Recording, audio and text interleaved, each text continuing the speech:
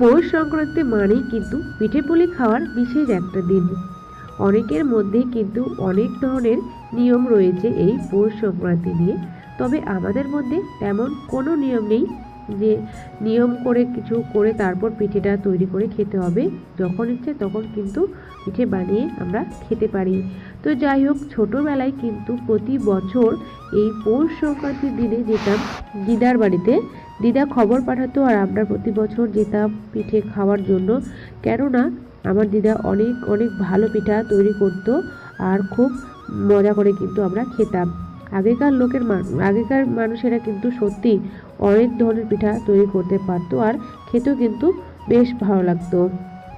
পৌষ সংক্রান্তির দিনে আমিও কিছু পিঠা তৈরি করেছিলাম, সেগুলো একটু তোমাদেরকে ভিডিওর মাধ্যমে শেয়ার করলাম। তো এখনও অতটাও ভালো পারি না, তবে চেষ্টা করি পিঠে বানিয়ে নিজে হাতে বানিয়ে তারপর খাওয়ার। আর বাসি পিঠেটা কিন্তু খেতে বেশি মজা লাগে টাটকার থেকে। তো যাই হোক বন্ধুরা, ভিডিওটা এই পর্যন্তই। কেমন লাগলো জানিও। সবাই ভালো থেকো, সুস্থ থেকো।